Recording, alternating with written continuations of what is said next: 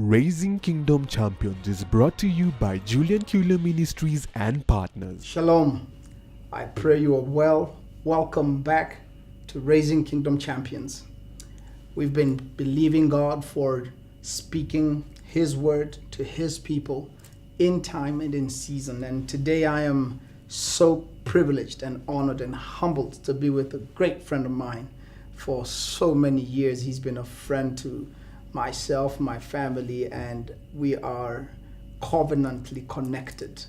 This is a man who believes in relationships, stands by his friendships, and I'm just overwhelmed to be hosting him today at Raising Kingdom Champions. So I want to take a moment to welcome you all back to Raising Kingdom Champions and to welcome my guest today, Pastor Edwin Biayevo from Nigeria.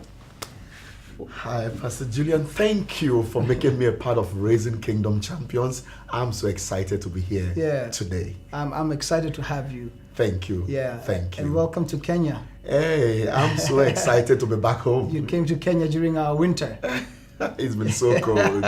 It's been so cold, but my hosts have been so gracious. Wonderful. And looked after me so well, so I'm very warm right now. Wonderful. Well, Pastor, we have so many things going on in the kingdom of God, so many. And I thought you would be a perfect guest to start speaking to us about direction and what is God saying, what is God doing? Because sometimes we have so many people complaining about the church in Kenya. I need them to understand that the church in Nigeria is also complained about, the church in Ghana is complained about, because sometimes our view is very myopic. Yeah. But let me ask this question. Why is there such an outcry about the church right now?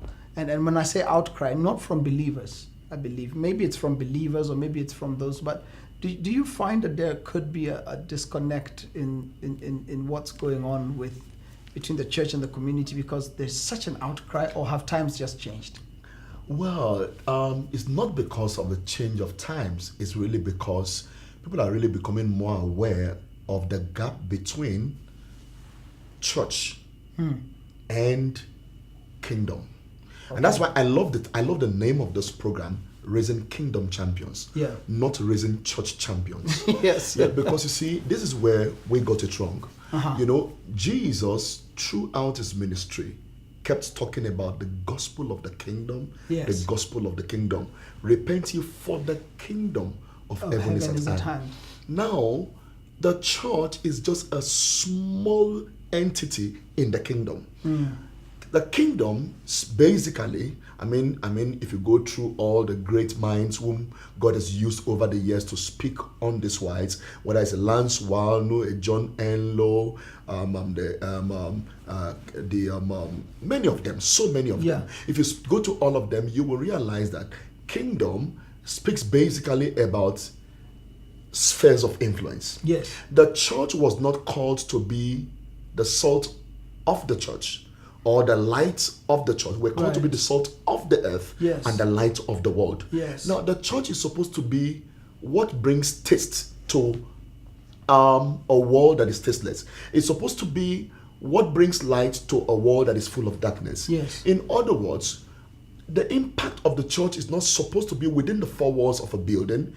It's supposed to affect the major spheres of influence across society. Okay. And as long as the church is still a salt in a bottle and has not been put in the middle of the soup, that salt in the bottle is totally useless. The reason why there's been an outcry lately over the fact that we have more churches than we've ever had, and yet we have less impact than we have ever had, is simply because the salt is still in the bottle.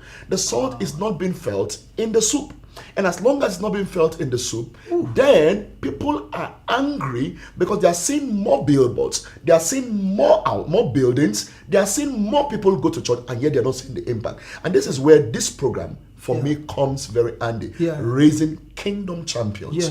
If we don't begin to take the church back to the point where we can raise Christians and raise believers to occupy and make their impact felt in the 7 mountains, whichever number of mountains you prefer to call it, because we have all kind of schools of thought. But whether it's the family mountain or it's the business mountain, Yes. or it's the governmental stroke the military mountain, or it's the education mountain, Yeah. or it's the Media media mountain, Yeah. the arts and entertainment mountain. Yeah. If we do not raise men to begin to affect and bring the influence of God, the value systems of God, the virtues of God to bear on this spheres of influence, guess what? The outcry will get worse in the days to come. Why?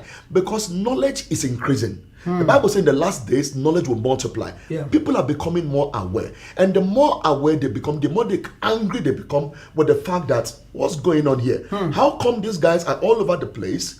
Okay, and yet we're not feeling their impact. Yes. So when you hear people cry against, oh, why are they collecting tithe and why are they doing all that? It's not because necessarily some of them hate it. It's because they want to also see the impact of the church in the sphere of influence in society. Wow. They want to see how much mark we have made.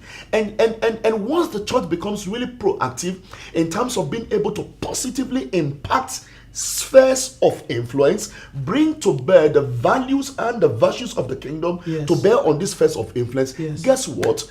People all over the world will be happy to embrace whatever the church brings, simply because now their lives are being touched in a very significant way. This disconnect must be broken if the church will not face more hostility in the days and the years to come.